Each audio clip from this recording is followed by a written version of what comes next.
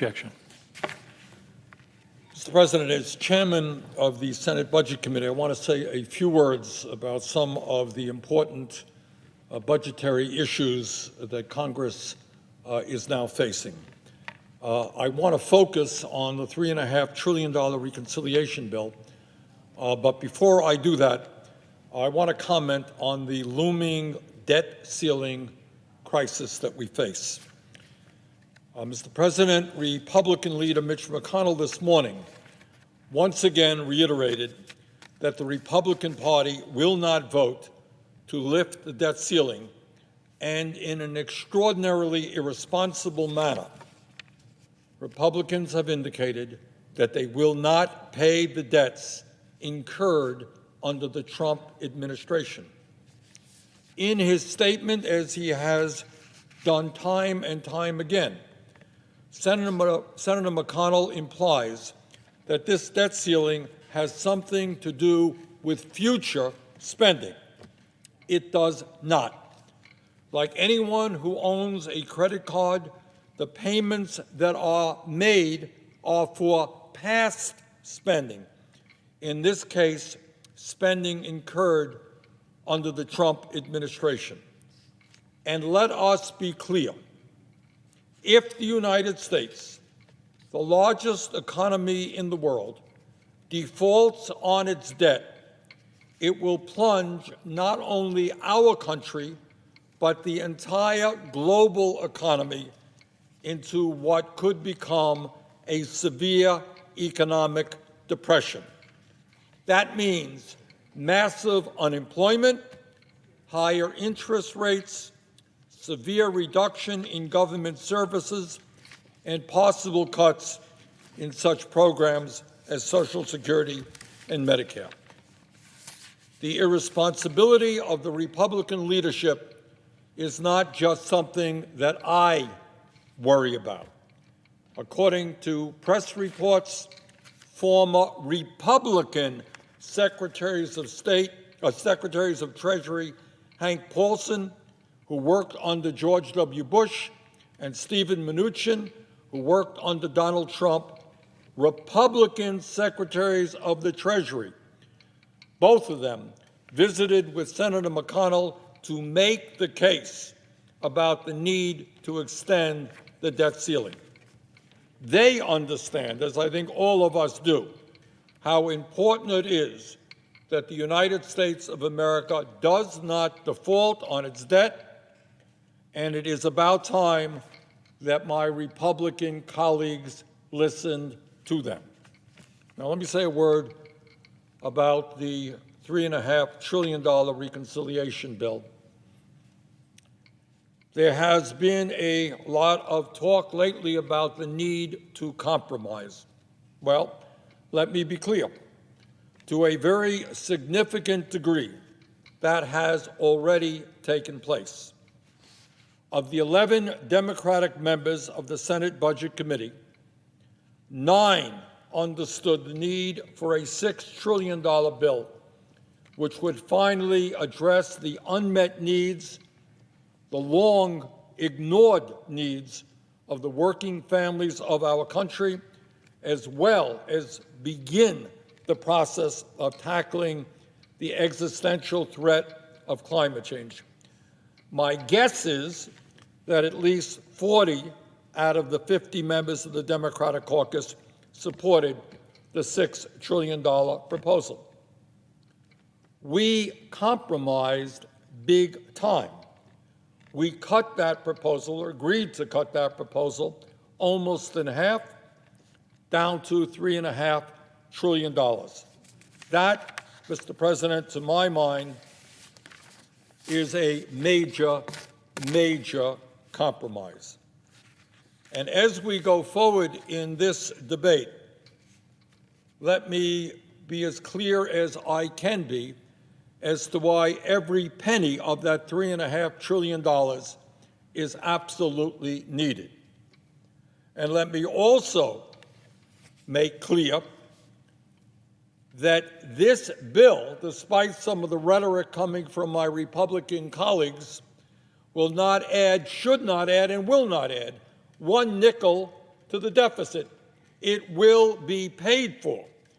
It will be paid for by finally demanding that some of the wealthiest people in this country, who in any given year, we're talking about multi-billionaires, who in a given year do not pay a nickel in federal income tax, or dozens of large profitable corporations that in a given year do not pay a nickel in federal income tax.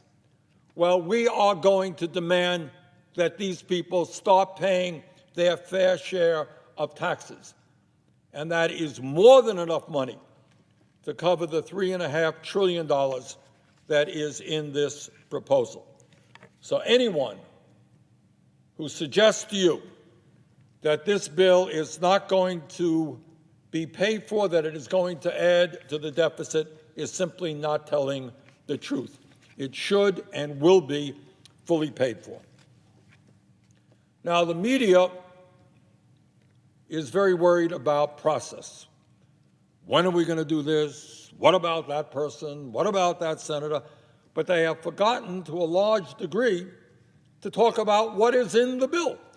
I'm not quite sure that the average American is staying up nights worrying about whether it's completed on a Wednesday or a Friday, or what this senator thinks or what that senator thinks. They like to know what's in the bill. And the reality is that for many, many decades, while Congress has paid rapt attention to the needs of the wealthy and large campaign contributors, it has significantly ignored the needs of working families, the middle class, and low-income people. And I think the reason that many of my Republican colleagues are so upset about this legislation is that we're changing the dynamic.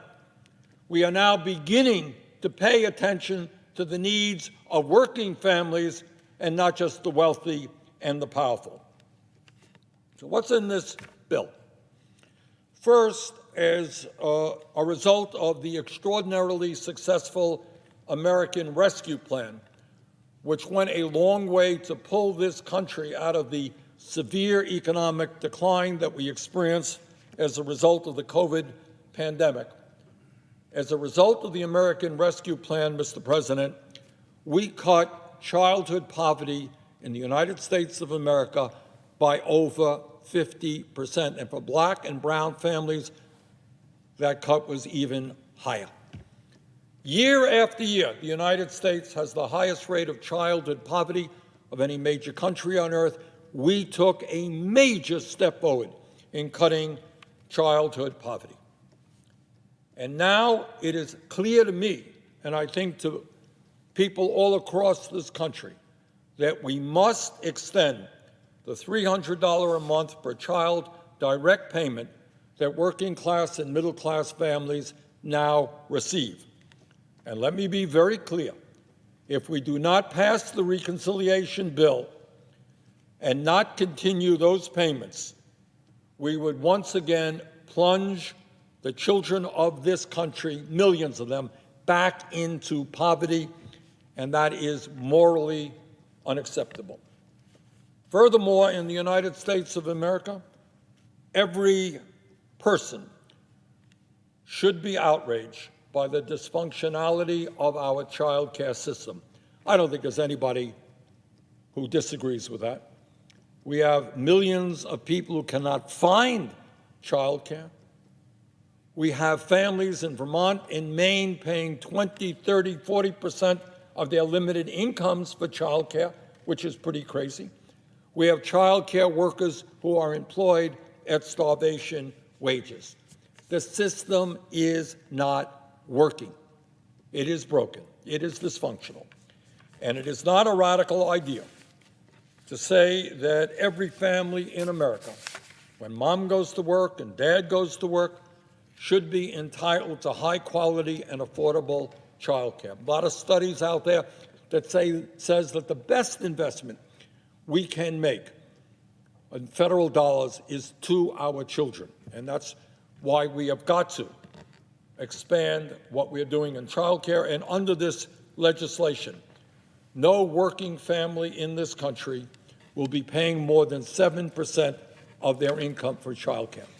So if you're paying 20% now, you're paying 30%, we will reduce that to no more than 7%.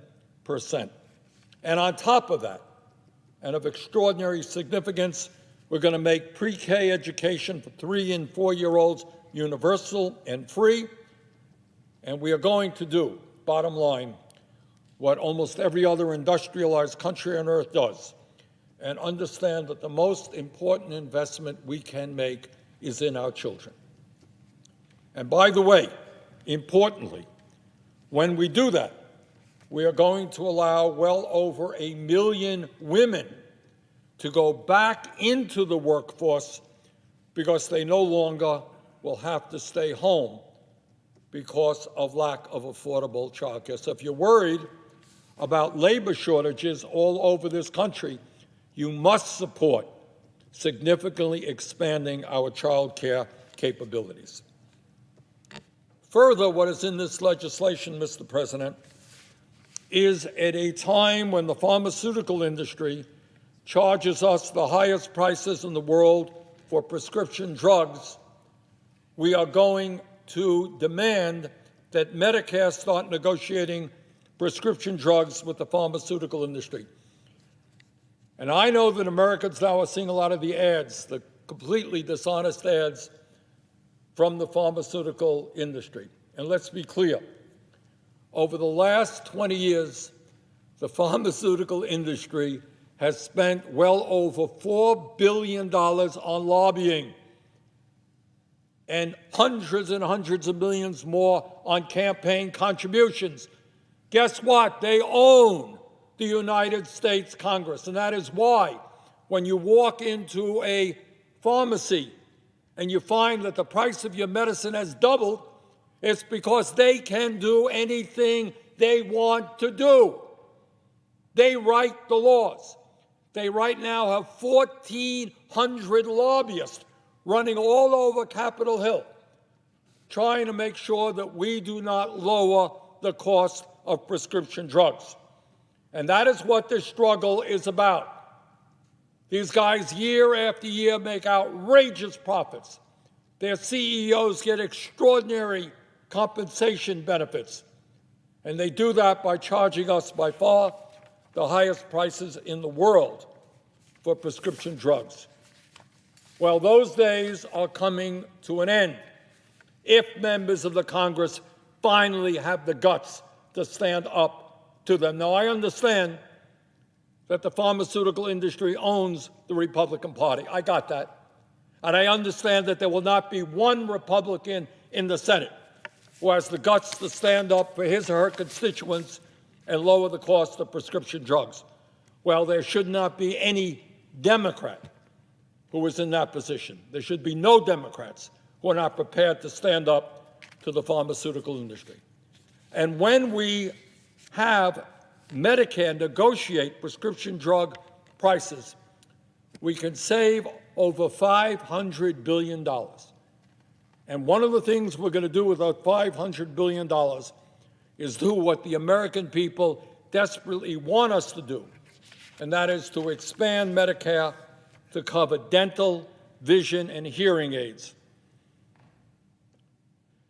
This is the United States.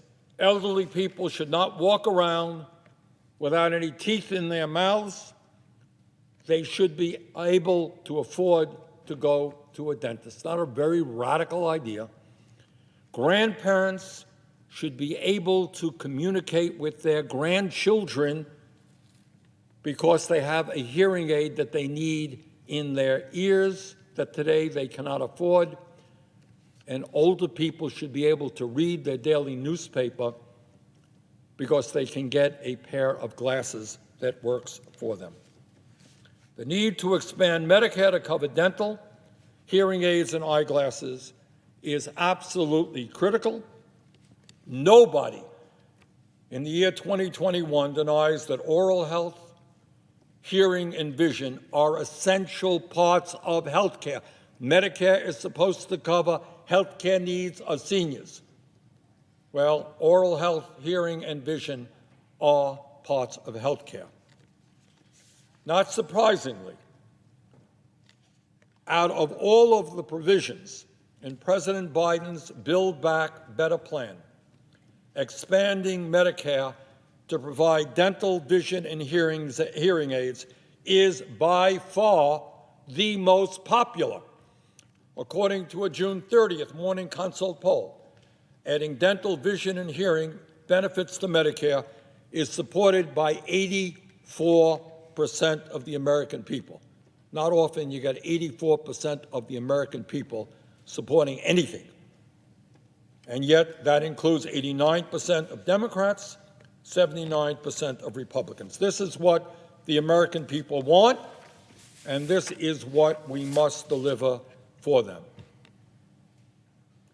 Given that, it is just hard for me to imagine that any member of the House or Senate would oppose this very popular and important provision.